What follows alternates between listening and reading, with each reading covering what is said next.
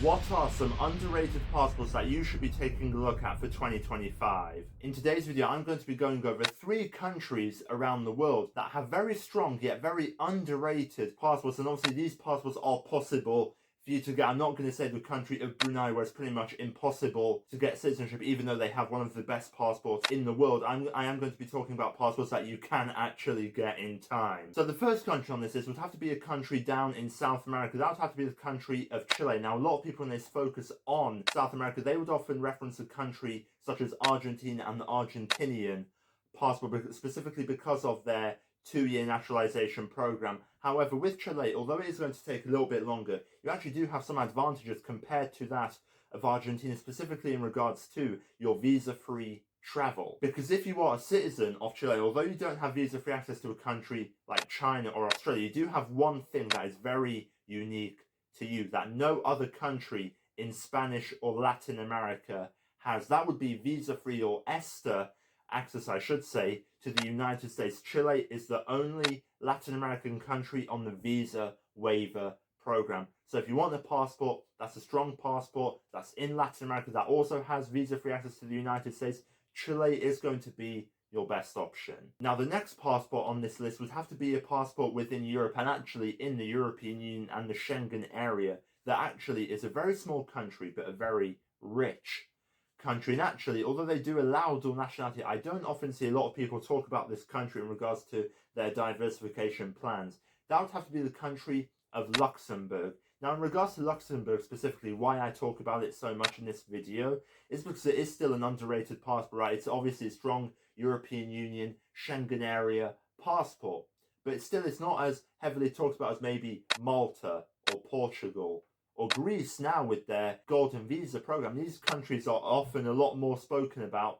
than Luxembourg. Luxembourg does allow dual nationality. They have no real major downsides other than the fact that they are a very small country, but if you are willing to overlook that, and also, by the way, with a Luxembourgish passport, you can move to any other European country in the Schengen area. So that isn't a major issue there. The reason why I bring it up in this video is because it might actually be a good country to take a look at, because not a lot of people are focusing on Luxembourg when they want to diversify into Europe. Now, the third passport on this list, arguably, I must admit, is a lot weaker than both the Chilean passport and the Luxembourgish passport, but it still does have some benefits. That would have to be the passport of the Solomon Islands. This is getting super niche now down in Oceania. The Solomon Islands passport is actually surprisingly quite strong. Not as strong as the Palauan passport, but Palau has a very weird policy where they don't allow foreigners to naturalize in the country. It is arguably stronger than the Nauruan passport, which is why I haven't put Nauru in this video, even though they do have a citizenship by investment program going.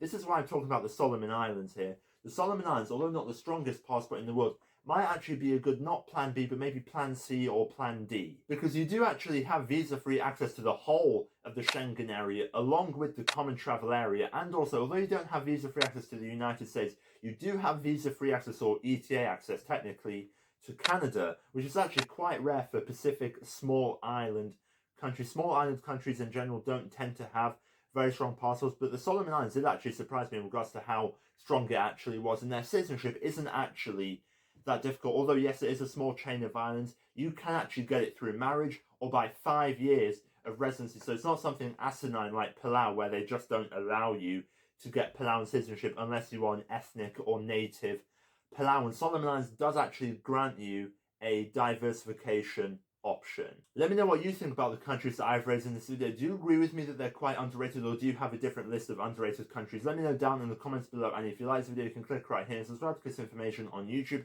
And be sure to follow my podcast. I have a podcast where I interview a lot of people from the media and linguistic realm. So if you're interested in diversifying in regards to language and also learning more about the entertainment industry, I definitely check out that podcast, which will be linked down below in the description. But thank you for watching this video, and I'll see you in the next one.